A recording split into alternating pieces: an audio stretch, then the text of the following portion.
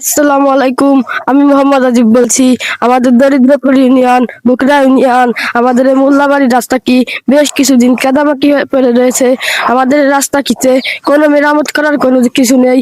আমাদের এই রাস্তাটিতে রয়েছে অনেক যানবাহন চলে এবং কৃষি কাজ করে খেটে খাওয়া মানুষগুলো যাতায়াতের জন্য অনেক অসুবিধা হয়।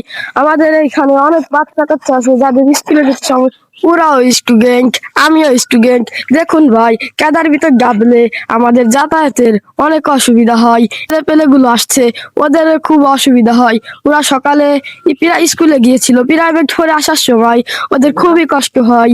এই জন্য আমি বলছি আপনাদের, আমাদের মুরব্বীদের জন্য এই রাস্তা কি একটু মেরামত করার সুযোগ দিন।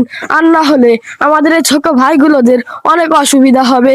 এখান দিয়ে প্রতিনিয়ত বহুত গাড়ি চলাচল করতো, এখন এই রাস্তা মেরামতের অবস্থায় এই গাড়িগুলো চলাচল করতে পারছে না। এই আমাদের একমাত্র যাতায়াতের পথ। আমাদের এখানে এই দেখুন ভাই, এই যে কি অবস্থা, এখান দিয়ে তো কোনো হাঁটা চলার সুবিধা নাই। এই দেখুন, এই যে কিভাবে গেমে যাচ্ছি।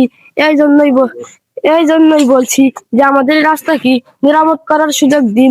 আমাদের এখান দিয়ে কত সুন্দর বাড়িঘর রয়েছে, তবু ওই রাস্তার জন্য ভালো দেখা যায় না।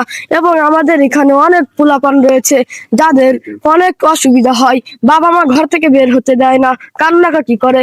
এজন্যই বলছি, সে ঠিক মতো তারা স্কুলেও যায় না। এই দেখুন, এই যে রাস্তাগুলো উঁচু নিচু ঢালু হয়ে পড়ে রয়েছে, কিন্তু আমাদের আর কি করার।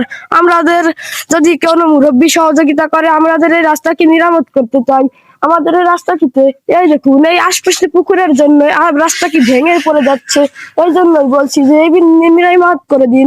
সবাইকে জানাচ্ছি সালাম ও শুভেচ্ছা। আসসালামু আলাইকুম।